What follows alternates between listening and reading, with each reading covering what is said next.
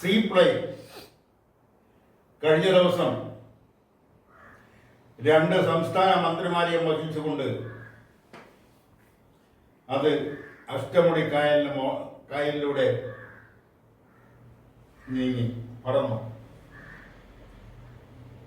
എന്നാൽ ഈ സീ പ്ലെയിനെതിരെ സമരം ചെയ്യുന്നതിനെ കുറിച്ച് ആലോചിക്കുകയാണ് പ്രതിപക്ഷം.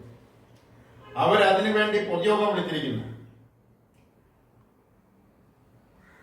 അതിന് വ്യക്തമായ കാരണങ്ങളൊന്നും അവർക്ക് പറയാൻ കഴിയുന്നില്ലെങ്കിൽ തന്നെയും അത് ചിത്രരഞ്ജൻ പറഞ്ഞത്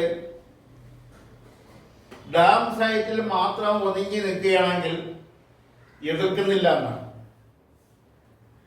ഇത് 10 വർഷങ്ങൾക്ക് മുമ്പ് ഉമ്മൻചാണ്ടി മുഖ്യമന്ത്രിയായിരുന്നപ്പോൾ അന്നത്തെ ഐക്യ ജനാധിപത്യ മുന്നണി സർക്കാർ കൊണ്ടുവന്ന ഒരു പദ്ധതിയാണ്. അന്നതിനെ പല്ലും നഖവും ഉപയോഗിച്ച് ഇടതുപക്ഷ ജനാധിപത്യ മുന്നണി എതിർത്തു. പല കാരണങ്ങൾ പറഞ്ഞാണ് എതിർത്തത്. മത്സ്യമേഖലയ്ക്ക് അത് ദോഷകരമായി ബാധിക്കും, അങ്ങനെ പലതും. ഇപ്പോൾ അങ്ങനെ എന്തായാലും അന്ന് ഉമ്മൻചാണ്ടി പറഞ്ഞൊരു കാര്യം, ഇതൊരു പരീക്ഷണാർത്ഥം പുറപ്പിക്കാം, പിന്നെ അതിന്റെ ഗുണദോഷഫലങ്ങൾ പഠിച്ചതിന് ശേഷം പിന്നെ അത് മുന്നോട്ട് പോകണോ വേണ്ടയോ എന്ന് തീരുമാനിക്കാം എന്നാണ്. അതൊന്നും ഉൾക്കൊള്ളാൻ അന്നത്തെ പ്രതിപക്ഷം തയ്യാറായില്ല. അതിന്റെ മറ്റൊരു പതിപ്പാണ് ഇന്നത്തെ പ്രതിപക്ഷവും സമരം ചെയ്യാൻ തയ്യാറെടുത്തുകൊണ്ടിരിക്കുന്നത്. സമരം എന്ന് പറയുന്ന കേരളത്തെ സംബന്ധിച്ചിടത്തോളം ഒരു പുത്തരിയുള്ള കാര്യമല്ല. സമരങ്ങളും സമരാഭാസങ്ങളും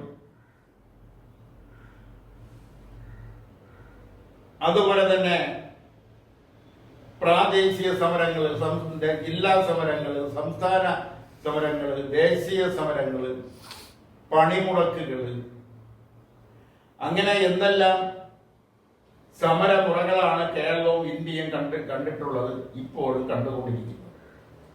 അതെല്ലാം രാഷ്ട്രീയ ലക്ഷ്യം വെച്ചുകൊണ്ടുള്ള സമരങ്ങളാണ്.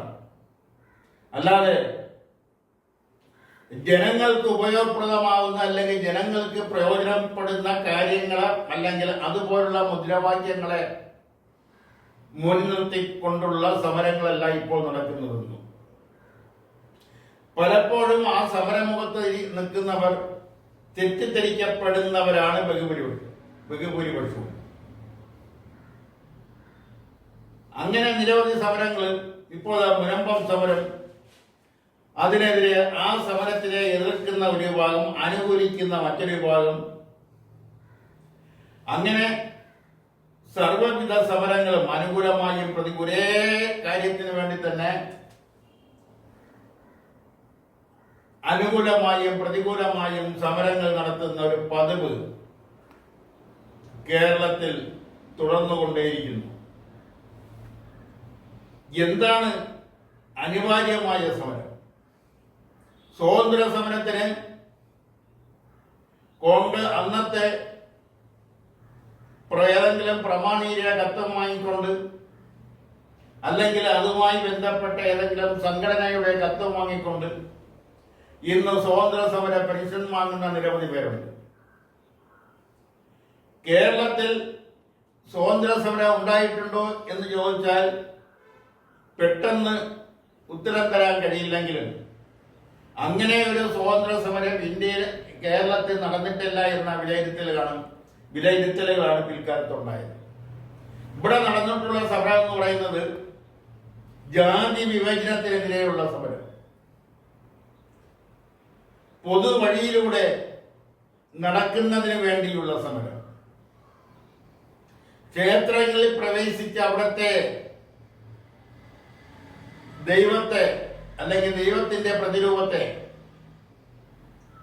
തൊഴുന്നതിനും പ്രാർത്ഥിക്കുന്നതിനും അതുമായി ബന്ധപ്പെട്ട പൂജാതി കർമ്മങ്ങളിൽ പങ്കുചേരുന്നതിനും ഉള്ള അനുവാദത്തിനും വേണ്ടിയുള്ള സമരം, തങ്ങളുടെ കുട്ടികളെ പള്ളിക്കൂടത്തിൽ ചേർത്ത് പൊതുവിദ്യാലയങ്ങളിൽ ചേർത്ത് പഠിപ്പിക്കുന്നതിനുള്ള അനുവാദം ലഭിക്കുന്നതിന് വേണ്ടിയുള്ള സമരം, മാറുമറയ്ക്കുന്നതിന് വേണ്ടിയുള്ള സമരം, മാന്യമായ വസ്ത്രം ധരിക്കുന്നതിനുള്ള അവകാശത്തിന് വേണ്ടി, അനുവാദത്തിന് വേണ്ടിയുള്ള സമരം, പാടത്ത് പണിയെടുക്കുന്ന കർഷക തൊഴിലാളികളോട് മാന്യമായി പെരുമാറുകയും മാന്യമായ കൂലി കൊടുക്കുകയും അവർക്ക് അർഹമായ മറ്റ് ആനുകൂല്യങ്ങൾ കിട്ടുന്നതിന് വേണ്ടിയുള്ള സമരം. ദളിത് സമുദായത്തിൽപ്പെട്ട, അന്നെല്ലാം ഹരിജന സമുദായം എന്നാണ് പേരിൽപ്പെട്ട സ്ത്രീകളോട് കാണിക്കുന്ന അനീതികൾ, പിന്നോക്ക സമുദായത്തിലെ സ്ത്രീകളോട് കാണിക്കുന്ന അനീതികൾ, അവർക്കെല്ലാം മാറുമറയ്ക്കാനും മുട്ടിന് താഴെ തുണി കൊടുക്കുന്നതിനും അനുവാദമില്ലാതിരുന്ന ആ കാലഘട്ടത്തിൽ മുട്ടിന് താഴെ തുണി കൊടുക്കുന്നതിനും മാറുമറയ്ക്കുന്നതിനും വേണ്ടിയുള്ള സമരങ്ങൾ. ഇത്തരം സമരങ്ങളാണ് പിന്നെ ഒറ്റപ്പെട്ട തൊഴിൽ സമരങ്ങൾ. കേരളത്തിൽ ആദ്യമായിട്ട് കാർഷിക മേഖലയെ ഒരു വർഷത്തോളം സ്തംഭിപ്പിച്ചുകൊണ്ട് നടത്തിയ സമരം, അതുപോലെ തന്നെ കാർഷിക മേഖലയിൽ, നെൽകൃഷി മേഖലയിൽ നടത്തിയ സമരങ്ങൾ,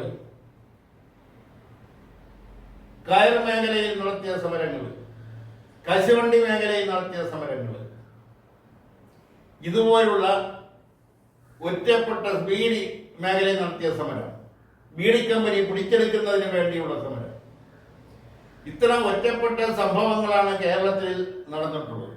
എന്നാൽ ഇന്ന് സ്വതന്ത്ര രൂപീകൃതമായി സർക്കാരുകൾ മാറി മാറി വന്നു, പ്രതിപക്ഷങ്ങൾ മാറി മാറി വന്നു, നിയമസഭയിലെ അംഗങ്ങൾ മാറി മാറി വന്നു, പാർലമെന്റിലേക്കും ലോകസഭയിലേക്കും രാജ്യസഭയിലേക്കും പോകുന്ന അംഗങ്ങളെല്ലാം മാറി മാറി വന്നു. ഈ സാഹചര്യത്തിലാണ് സമരത്തിന്റെ രൂപവും ഭാവവും മാറിയത്. സെക്രട്ടേറിയറ്റിന്റെ മുന്നിൽ സമരം ഒഴിവായ ഒരു ദിവസവും കടന്നുപോയിട്ടില്ല. അതെല്ലാം എന്തിനു വേണ്ടി എന്ന് ചോദിച്ചാൽ ആ സമരം ചെയ്യുന്നവർക്കും പ്രത്യേകിച്ച് പറയാനൊന്നും ഉണ്ടാവില്ല.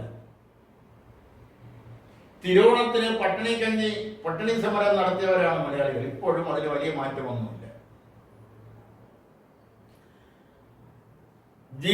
സർക്കാർ ജീവനക്കാരാവട്ടെ, അവരുടെ സേവന വേതന വ്യവസ്ഥകൾക്ക് വേണ്ടി, DA വർദ്ധിപ്പിക്കുന്നതിന് വേണ്ടി, HRA വർദ്ധിപ്പിക്കുന്നതിന് വേണ്ടി, ശമ്പളം വർദ്ധിപ്പിക്കുന്നതിന് വേണ്ടി, ലീവ് കൂടുതൽ അനുവദിക്കുന്നതിന് വേണ്ടി,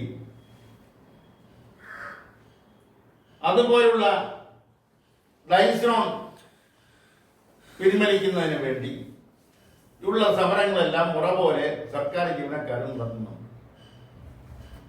ഇവിടെയെല്ലാം ഉയരുന്ന ഒരു ചോദ്യം, ഇതുകൊണ്ടെല്ലാം ജനങ്ങൾക്ക് എന്താണ് പ്രയോജനം എന്ന് ചോദിച്ചാൽ ഒരു പ്രയോജനമില്ല എന്നാണ് ഉത്തരം. ഇപ്പോൾ സീപ്ലെയിനെതിരെ നടത്താൻ പോകുന്ന സമരം, ആ സമരം നടത്താൻ പോകുന്നു എന്നറിഞ്ഞതോടെ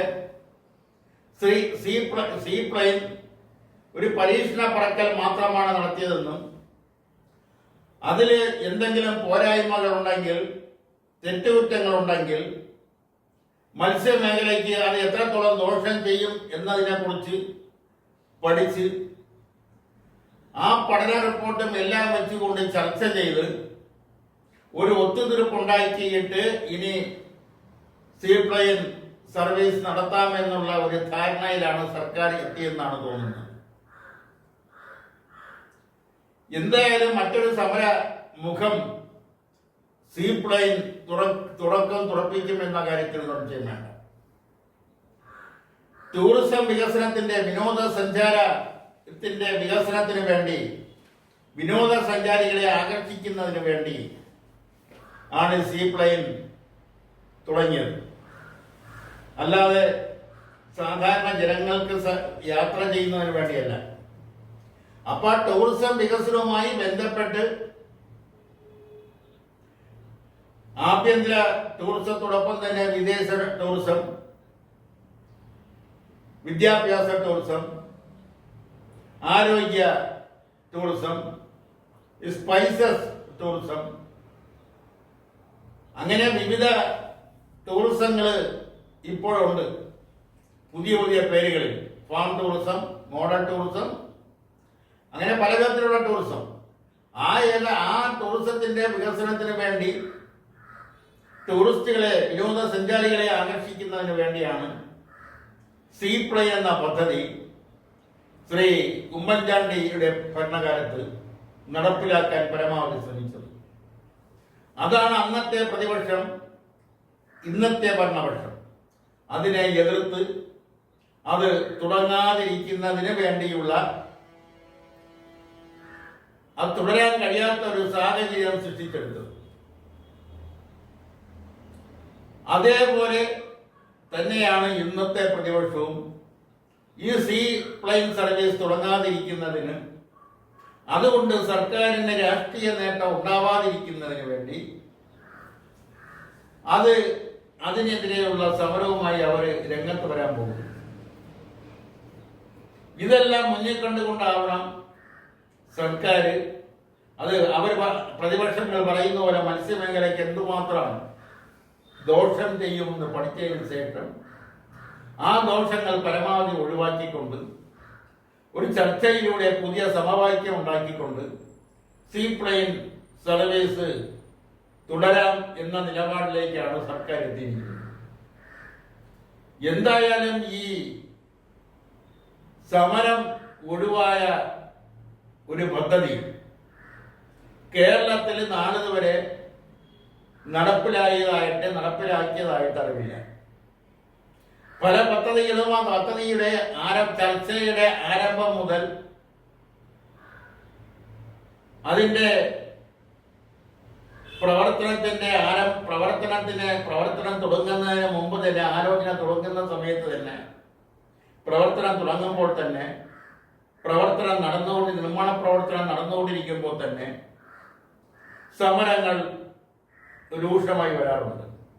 അവസാനം ആ പദ്ധതി നടപ്പിലാക്കുമ്പോഴും സമരങ്ങൾ തുടരാറുണ്ട്. അന്ന് ആ പദ്ധതി ഉദ്ഘാടനത്തിന് വരുന്ന മന്ത്രിമാരെ തടയൽ തുടങ്ങിയ സമരങ്ങൾ അപ്പോഴും ആവിഷ്കരിച്ചുകൊണ്ടേയിരിക്കും. അതെല്ലാം നടപ്പായി അത് മുന്നോട്ട് പോകുമ്പോഴും ഏതെങ്കിലും കാരണങ്ങൾ പറഞ്ഞ് സമരം നടന്നുകൊണ്ടേയിരിക്കും. അത് കേരളത്തിന്റെ ഒരു ശാപമായി മാറിക്കഴിഞ്ഞിരിക്കുന്നു. സമരം വികസന മേഖലയ്ക്ക് ഇന്നത്തെ സമരങ്ങളിൽ ബഹുഭൂരിപക്ഷവും 90%-ലധികവും വികസനോമുഖമായ പദ്ധതികൾക്ക്, നാടിന്റെ വികസനത്തിന് വിഘ്നം നിന്നിട്ടേ ഉള്ളൂ, തടസ്സം സൃഷ്ടിച്ചിട്ടേ ഉള്ളൂ.